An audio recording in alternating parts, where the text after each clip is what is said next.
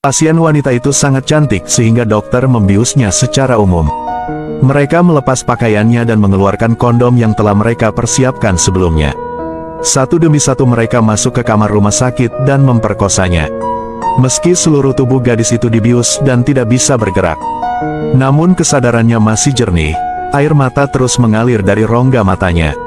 Para dokter memasuki ruangan satu persatu, sembarangan mempermalukan gadis malang itu. Beberapa orang bahkan mendekat ke telinganya dan tertawa, mengira perempuan juga menyukai ini.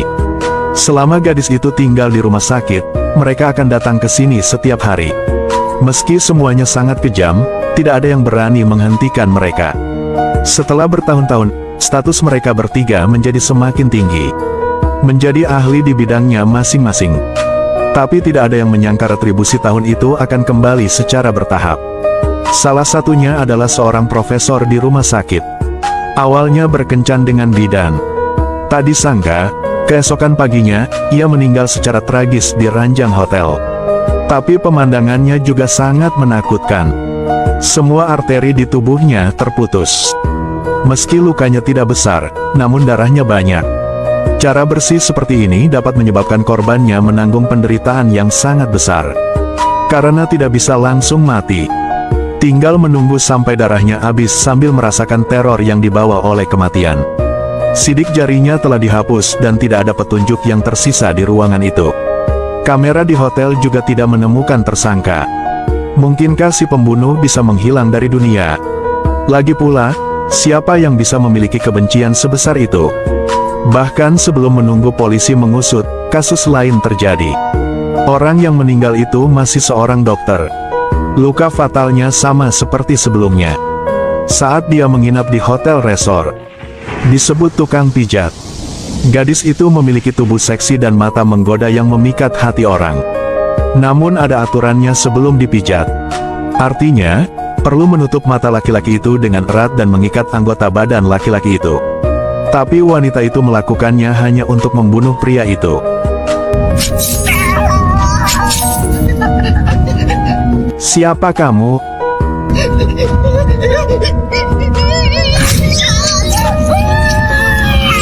Polisi langsung menyelidiki rumah sakit korban. Bahkan mengeluarkan uangnya sendiri untuk mengundang perawat makan malam. Akhirnya menemukan skandal orang-orang ini. Menurut ingatan perawat, tahun itu gadis itu dibawa ke rumah sakit sendirian. Semua orang tertarik dengan kecantikannya, terutama ketiga dokter pria di rumah sakit tersebut. Perawat tidak banyak berpikir, mengatur agar gadis itu pergi ke ranjang rumah sakit dan kemudian pergi. Tidak menyangka hal seperti itu akan terjadi. Min John sepertinya memikirkan sesuatu, ini bisa jadi kasus balas dendam. Dia mendatangi orang yang masih hidup di antara ketiganya. Semoga dia bisa menjelaskan apa yang terjadi tahun itu. Pria itu sekarang menjadi direktur senior. Dia tidak akan pernah membiarkan skandal tahun itu mempengaruhi dirinya. Menghadapi masalah Min John, dia terus-menerus bersikap bodoh. Bahkan memerintahkan para tamu untuk diusir. Tapi Min John bisa merasakan bahwa korban berikutnya kemungkinan besar adalah orang ini. Tanpa diduga, pihak lain marah dan langsung memanggil seseorang untuk mengusirnya. Pria itu bereaksi sangat keras. 8% dari apa yang terjadi tahun itu benar adanya. Min John segera berdiri dan meninggalkan rumah sakit. Dia harus menemukan wanita itu secepat mungkin. Tidak menyangka gadis itu akan berubah secepat itu. Kini telah menjadi bintang wanita terkenal. Min John menegaskan bahwa kasus tersebut pasti ada hubungannya dengan selebriti wanita tersebut. Akhirnya mendapat kesempatan untuk menginterogasi gadis itu. Dia langsung bertanya padanya tentang kasus tahun itu. Dan bertanya padanya apakah dia adalah pelaku dari 2 kasus lainnya. Tanpa diduga, gadis itu menyangkalnya karena dia masih terlalu muda pada tahun itu dan sedang koma setelah mengalami kecelakaan mobil. Dia tidak tahu apa yang terjadi hari itu. Meskipun Min John membenarkan bahwa 8 bagian kejahatan tersebut disebabkan oleh bintang wanita tersebut. Tapi dia punya alibi yang sempurna. Karena malam saat kejahatan itu terjadi, gadis itu sedang berada di stasiun TV. Tidak ada waktu untuk melakukan kejahatan.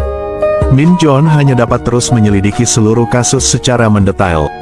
Tanpa diduga, Dalam perjalanan pulang, dia menemukan toko daging yang baru dibuka. Dia masuk dengan rasa ingin tahu dan langsung tertarik pada seorang gadis. Pemilik di sini sangat dan keterampilan pedangnya juga sangat terampil. Bahkan Min Jon yang berpengalaman harus melihat beberapa kali lagi. Sejak toko dibuka, para pria berjejer di jalan di luar. Tujuan sebenarnya mereka bukan untuk membeli daging tetapi untuk memulai percakapan dengan pemiliknya. Bahkan Min Jon tidak terkecuali, dia datang ke sini setiap hari untuk membeli daging.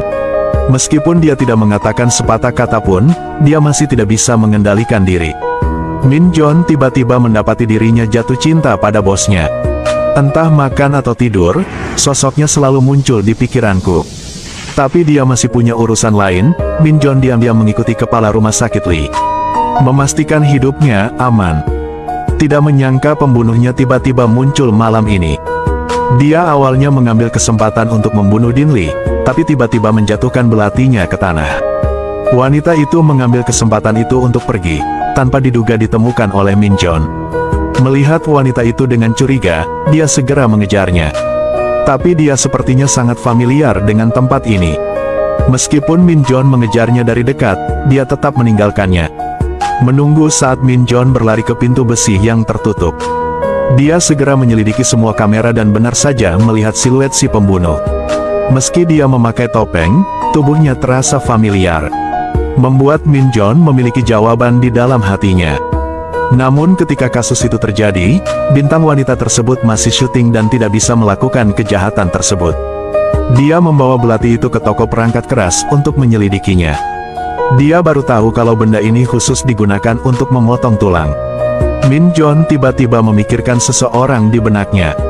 Di paha tukang daging yang pernah menyimpan pisau seperti itu. Dia pergi ke toko daging lagi, tanpa sengaja menabrak seorang wanita tua. Tapi Min Jon tidak mengerti, bagaimana wanita tua seperti itu bisa memiliki aroma yang familiar. Kepala sekolah Lee juga berada di bawah tekanan karena hal ini. Melihat pasien wanita di meja operasi lagi, dia berubah menjadi gadis tahun itu. Langsung ketakutan setengah mati. Perawat itu segera memperhatikan, tidak menyangka akan dijadikan tempat melampiaskan amarahnya. Kepala sekolah Lee baru saja kembali ke rumah ketika dia diserang oleh si pembunuh. Beruntung dia bereaksi cepat untuk menyelamatkan nyawanya. Juga melukai paha lawan. Min Jon, untuk memverifikasi pikirannya, berlari ke toko daging lagi. Setelah keduanya bertukar kata, Min Jon segera menemukan masalah. Wanita itu berjalan dengan pincang. Ini jelas berarti kakinya terluka parah. Min Jon bergegas ke depan, menggunakan kekuatan untuk mendorongnya ke bawah, lalu menarik kaki celananya. Benar saja, dia menemukan luka yang dibalut di pahanya. Kebenaran ada di depan matanya, tapi Min Jon menatap gadis malang di depannya. Mulai merasa patah hati. Sebagai seorang polisi, ia akhirnya tak kuasa menahan godaan si cantik. Tapi saat Min Jon menikmati keindahannya, kepala sekolah Lee menghilang. Dia diikat kerak sambil menangis histeris. Tapi tidak ada yang bisa mendengar. Seorang wanita tua tiba-tiba muncul, memberi isyarat kepada pembunuh di belakangnya untuk bertindak. Wanita itu berlari membawa pisau dan dengan paksa menyayat arterinya. Darah langsung muncrat, kepala sekolah Lee berteriak keras kesakitan. Wanita tua itu perlahan berjalan ke depan. Kamu juga sangat menikmatinya. Kepala sekolah Lee tiba-tiba teringat bahwa dia juga mengatakan hal yang sama kepada gadis itu tahun itu. Untuk hidup dia terus memohon. Wajah wanita tua itu tidak berubah. Dia menggunakan tongkat untuk menurunkan celananya. Lalu lepaskan seekor anjing besar.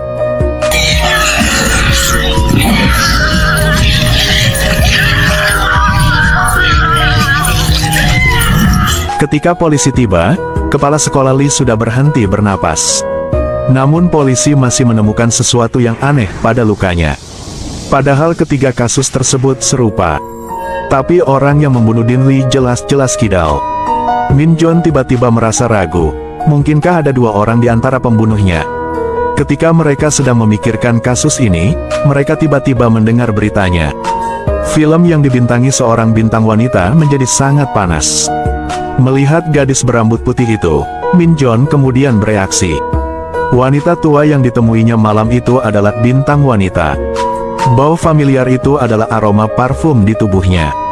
Ternyata sang bintang wanita masih ingat jelas apa yang terjadi tahun itu.